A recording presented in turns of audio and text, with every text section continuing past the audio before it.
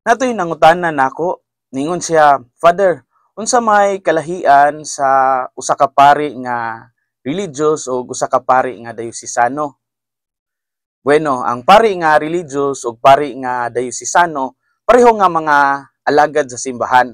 Apan adunay kalainan sa ilang tawag, kinabuhi og ministeryo. Ang pari nga religious sa manako kabahin sa usa ka relihiyosong congregation o order, pananglitan SVD, Jesuits, Franciscans, Dominicans, mga religious ni sila. Nagsunod po sila sa mga evangelical councils, ang poverty, chastity ug obedience. They live in community, nagpuyo po sila sa usa ka komunidad o nagtrabaho uban ang ilang mga kauban sa ilang congregation. They also live in common. Halimbawa, ang mga sakyanan para sa tanan, common car.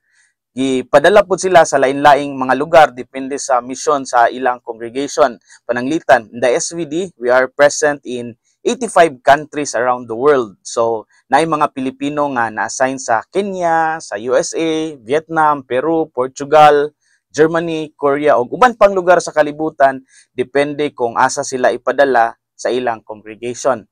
Ang ilang labaw, ang ilahang superior general sa kinatibukan o globally or provincial sa lokal. Para naman sa mga pari nga dayosisano, sila kabahin sa usa ka diocese o nagpasakop sila sa obispo sa maong diocese. So halimbawa, Archdiocese of Cebu, so mga dayosisano po sila diri sa Cebu. Makapanag-iya sila og mga properties sama sa sakyanan, balay, yuta, o uban pa. Nagpuyo sila sa ilang kaugalingong parokya and not necessarily nga magpuyo sila sa usa ka community sama sa mga religious. So pwede nga ang usa ka dayosisano nga pari mag-inusara ra siya sa iyang assignment isip usa ka paring dayosisano.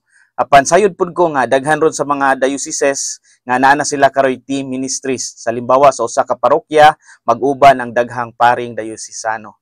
Ang ilang misyon anaa sulod sa ilang diocese ug kasagaran anaa sa pag-alagad sa mga parokya.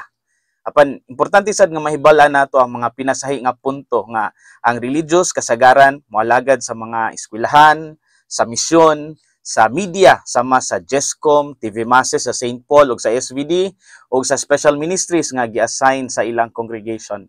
Ang diocesan priest mas nag-focus sa pagdumala sa parokya o pastoral nga pag-alagad sa ilang diocese. Of course, nasad mga SOCO ministries karon ang mga parokya.